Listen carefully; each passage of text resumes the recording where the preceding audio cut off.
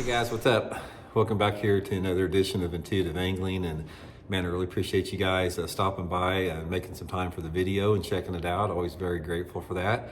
And guys, today I'm going to share with you a couple comments made by the person that I think is the number one, the most intelligent person I have ever heard when they talk about bass movement, bass behavior. He made a couple comments that I want to share with you guys that every bass angler needs to know and become aware of, because it's something that affects every single one of us.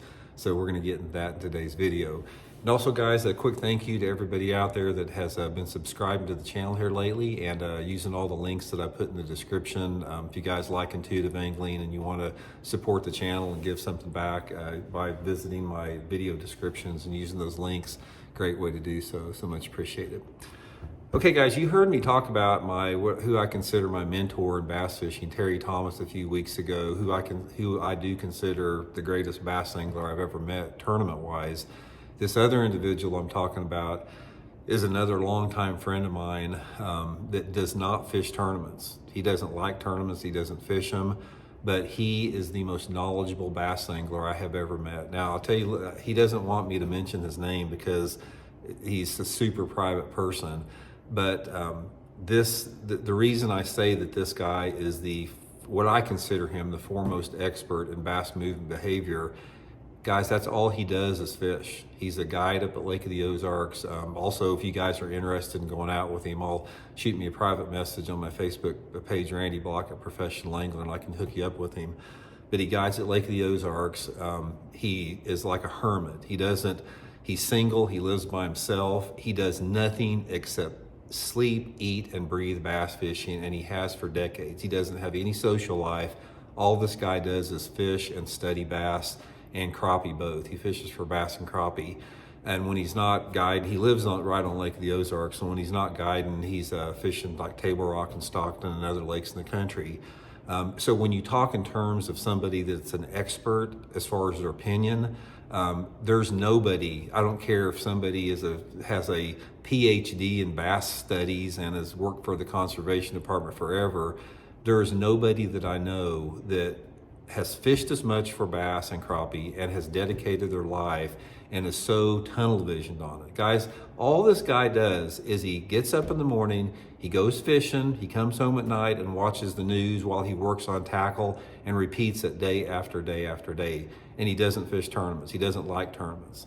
Good friend of mine. I've known him forever. But anyway, we were having this conversation. You guys have heard me talk about it the last few weeks about I just don't think there's as many fish in our lakes anymore, and about how bad the fishing is here in the Ozarks, like how much the fishing has been sucking here at Table Rock Lake and Stockton Lake and all the Missouri lakes. And I hear all you guys that comment tell me the same thing about your lakes. It's just tougher and tougher to catch bass. So anyway, when I had a conversation with him, I said, I want to know your opinion on it. I said, what do you think is going on? And he goes, Randy, let me tell you something. He's in his 60s. He goes, I've been fishing here in Missouri my whole life, for 50 years. And he said, you are exactly right. He said, I have never seen fishing so tough as it has been the last 2 or 3 years in the state. He said, you're exactly right. He said, there's a couple different things happening from his opinion. He said, number one, he goes, I really feel, he said, that the majority of the fish across the country right now they're evolving super rapidly to live in deeper water. He said, what has happened? He said, one of the reasons that the fishing has gotten so tough, he said, the fish are not up in the shallow water column zone like they used to be in the past. He said, when you're talking in terms of fish being in like less than 15 or 20 feet of water, he goes, I can tell you, he said, from my studies and my time on the water, he goes, there are fewer fish in that 5 to 10 to 15 foot zone in all the lakes around here than he's ever seen in 50 years. And his theory is a couple different things. He thinks, number one, that the fishing pressure, as far as not just the fishing pressure, but the recreational boat traffic, has made these fish evolve to move deeper and live deeper all year long to escape the noise. the noise from the trolling motor pings, the noise from the electronic pings, noise from boat motors, noise from both bass boat, recreational, jet skis, all that type of stuff. He said the increase in the number of the amount of activity on all lakes across the country, he said it has just exploded over the past 2 or 3 years.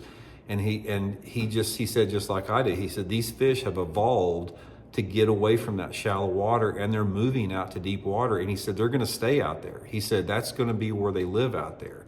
He's not as radical on this anti-live scope that I am, but he totally agrees with me. He thinks that live scope is nothing but a nail in the coffin for the sport of bass fishing in the long term, for a lot of the same reasons I talk about it. But his main thing is that he said that the fish are leaving the shallow water. Now, he said, don't get me wrong, there's still going to be some fish up there. He said, but the percentage of bass in a lake are actively moving deeper right now, all over the place. And he said, especially since COVID, with the increase of, fishing pressure we've had since COVID, more pleasure boats out there, there's more jet skis, there's more of those big wave-making bastards out there. They call those, what are the wake boats? You see them out? He said all that type of stuff. It's just moving the fish out deeper. So what does that mean for the bass anglers out there? I said, number one, and this is my opinion here, number one, it's making it tougher for everybody out there. And that is why one of the reasons you've seen such an acceleration in anglers moving towards forward-facing sonar is because it's so tough to catch the fish shallow out there right now.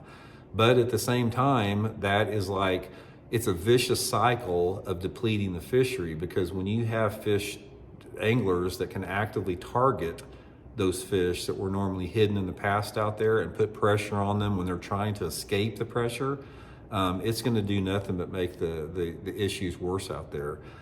Main thing, guys, is that I have analyzed this entire situation because I want fishing to be great. I want fishing to be super good. I want it to be, accessible for everybody out there. But the main thing, guys, is we know that the tournament directors and the tournament organizations are not going to do the right thing. We know that the electronic companies are not going to do the right thing. We know that the majority of bass anglers out there are either apathetic about the whole situation. They don't care one way or the other. We know that the anti-technology anglers out there are their viewpoints and their facts and their truths that what they're talking about is falling on deaf ears because of money. The only thing that is going to change it, guys, is the conservation departments and the state fisheries managements have got to start waking up and pulling their head out of the stand and stop dragging their feet on these, quote, studies that they have, which are not studies. The studies that these game managers and conservation departments have they're not reliable studies. There's so many, outliers and so many, false positives and all that type of stuff that you can't get an accurate feel for exactly what's happening. But they have to stand up and they have to realize the fact that our lakes are being overused out there. And we have got to make some type of an adjustment to counter that one way or the other. And, we talked about this a lot out there. We've talked about making more lakes. We've talked about, cutting back on tournament permits. We've talked about, we're trying to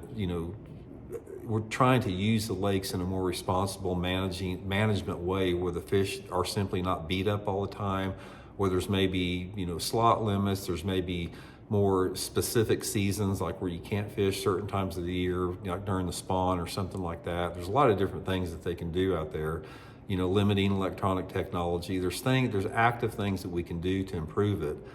But right now, guys, after talking to my buddy out there, I get so much feedback on both ends of the spectrum. I get so much feedback from people that agree with me. Then I get feedback from people that they don't understand the point of view that I'm coming from, and they're tunnel visioned on what they want to do out there. So sometimes it's really good to get a unbiased opinion from somebody like my buddy that has no vested interest in tournament fishing whatsoever. I mean, he's a guy that just has dedicated his life to studying bass, and he's given up everything else in the world around him to do so. He literally lives like a hermit to study bass. And, so much, and I respect his opinion so much.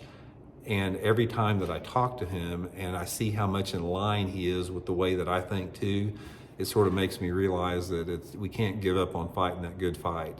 And that good fight is protecting the sustainability of our sport, putting limitations and regulations on electronic technology, taking forward-facing sonar out of the hands of sport and recreational anglers and put it in the conservation department's hands only.